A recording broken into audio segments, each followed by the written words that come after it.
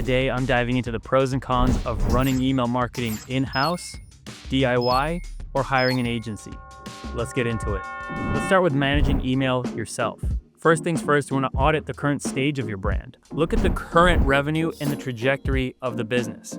You probably know this pretty well by now, but you want to see exactly what the end goal of your business is. What are the goals you're trying to reach within your business? Like, is there anything specific that you want to achieve with your brand? Is there anything that growing the brand will help unlock for you personally? And how will life change when you hit those certain milestones? That is the core base of why you're growing the business and why you would need to do certain things and take certain actions. Now let's take a look at the pros and cons of DIY. And DIY technically splits up into two separate sections, which is doing it yourself as the founder specifically, or hiring an in-house team. Now for the pros of doing it yourself as a founder is number one, you get to control all of the messaging that comes out from email marketing. So the messaging, the copy, the design, you have direct control over the production of the content being published out. You can also have it be more personalized from you specifically as the founder talking to your customers with a direct line. Outside of the cost of design tools and email service providers, it's free. It only takes your time and sweat equity. Now moving on to the cons, and the biggest one by far is you don't know what you don't know.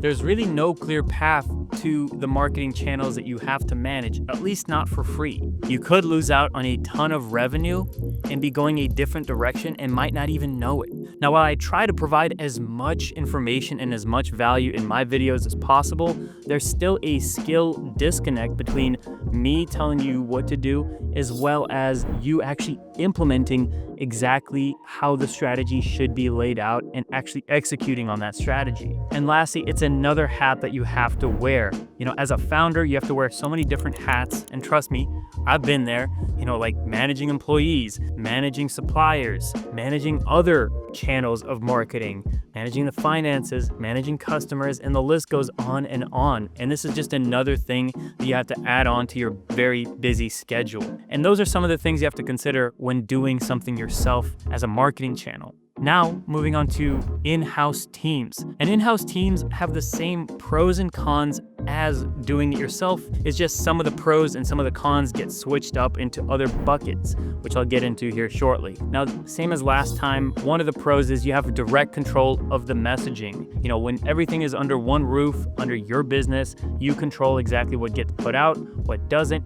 Maybe not as much as those founder messages in the beginning, but it's still the same for the most part. The other added benefit is you get your time back. You're essentially buying your time back as a founder to focus on higher leverage activities by having your in-house team work on those things. Similar to DIY, your team doesn't know what they don't know. And email will still be just one of the responsibilities that they handle, because likely what I've seen founders do is just hire one marketing person and they have that marketing person handle social media, UGC, influencers, customer support, and email. So even then, that specific person is still going to be managing a ton of other channels, and they won't be able to fully focus on that channel. Now, with the trade of buying back your time comes a new fixed cost to the business, meaning you have to now have payroll for this specific person to manage this specific channel or channels on a monthly basis. So that is another con, is it does cost more, but in-house teams are typically in alignment with agency pricing. So it does make you think on whether you should go with an in-house or an agency team. Now, to make the most out of your DIY or in-house team, here's some things I'd recommend implementing. Now, the biggest benefit out of email, it's another content channel, meaning your schedule button is your best friend. So I highly recommend time blocking all of the email activities, like scheduling out your email calendar all in advance, like a month in advance, getting all the designs done in one go and scheduling them out all in one go, because then you don't have to worry about last minute email sends or having to crunch time for something that needs to go out this afternoon. Next, I recommend utilizing 4 to 5 different templates that can be used in different scenarios, whether it's a sale, a nurture, or a promotional campaign, making it a lot easier to batch those emails up together from the design standpoint and a brand identity standpoint. I also recommend sticking with a specific strategy. Or if you are going to be testing strategies, give them enough time to flourish. I've seen it happen too many times where the grass is greener and a founder completely switches up the strategy because of a new tweet that they saw from their local marketing bro that said that it was going to work, trust me. I would also recommend setting up a guideline for everything that you're doing on a specific channel. Like with email marketing, what time are you sending them out, what the subject line should look like, what the headers and footers of the email should look like,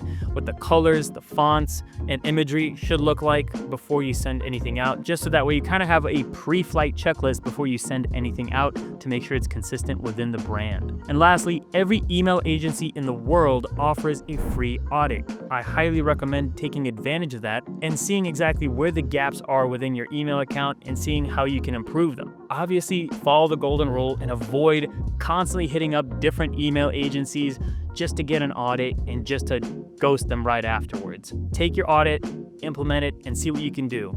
Now that said, we do offer a free audit on your email and SMS marketing. Click the link down below, fill out the form, and we'll go ahead and make sure to give you the most amount of information for your email and SMS needs. Now, if you are looking to go DIY or with an agency, I highly recommend looking into today's sponsor, OmniSend. We've used OmniSend with our clients over the last few months, and it's very intuitive to navigate. It's helped our clients grow their email list. It's helped our clients automate some of the emails like abandoned cart, post purchase, welcome. It made reporting much more concise and clear, showing us which metrics we need to double down on and which metrics we need to improve on, like unsubscribes or bounces. They also have amazing 24/7 hour support, so whether you're in a pinch or need a question answered, they'll have your back. And the average ROI of investing into OmniSend as an email platform is 68x, meaning for every dollar you spend on OmniSend, you are likely to get back $68 in return on that email platform. So go ahead and give OmniSend a try and click the link down in the description. Use the code Nikita30 to get 30% off your first 3 months with OmniSend. Thank you, OmniSend. Now let's get back to the video.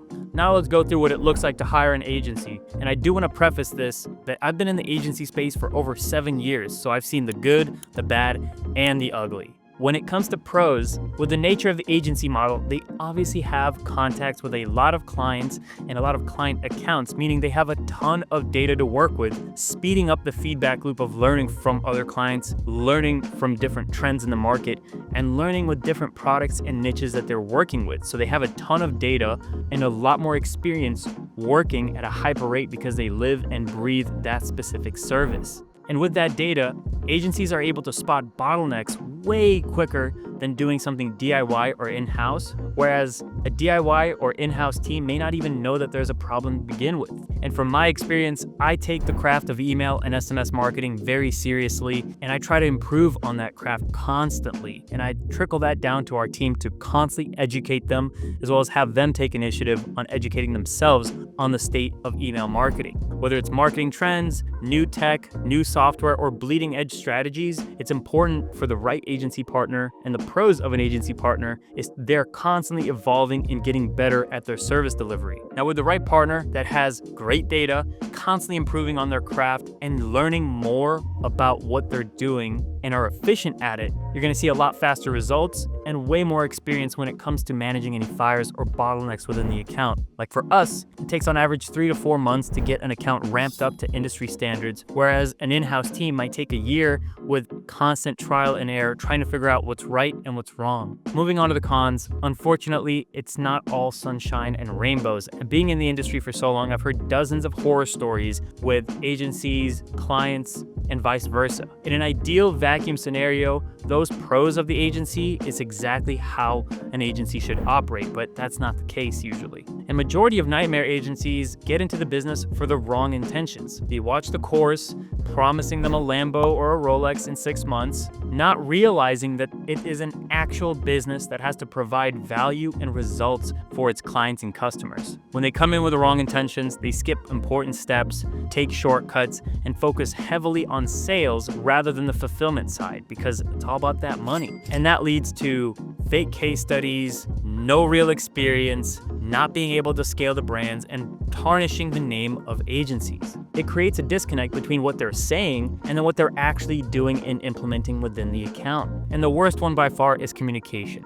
I've heard too many stories of agencies ghosting clients because they simply didn't know how to fix the problem. And they didn't know how to fix the problem because they weren't educated on the industry and they focused on selling every client that comes through the door and not fully fulfilling on it. And when a fire breaks out, they don't even know how to put it out. Now, here's some things I would recommend before hiring an agency and what you need to look for. What separates the good agencies from the great is specialty. You wouldn't hire a general practitioner doctor to do a heart surgery. You'd hire a cardiologist. The same thing goes for agencies. The specialty agencies are the ones that know their craft like the back of their hand. They're the ones that are going to get you the best results in the fastest time because that's all they live and breathe.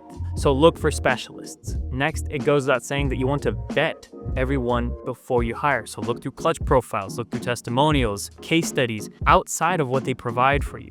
It's similar to doing a pre-purchase inspection on a car. So make sure that you have all the facts for the agency, the founders, etc. before committing anything. Now, when you do find a great partner and things are working well, don't fix what isn't broken. I see this happen time and time again where things are going great and the brand wants to now take things in-house, which is understandable. I get it. But typically what happens is 6 months down the road, that brand comes back to the agency asking for more help because the brand is now back down to the revenues that they were before the agency signed on. And this has happened to us personally over 7 times in the last year where we had a client leave and then come back months later because they tried to take it in-house and it just didn't work out. If things are going good, keep them going good. Now, hopefully this helped distill all the information on whether you want to do things yourself, have an in-house team, or hire an agency.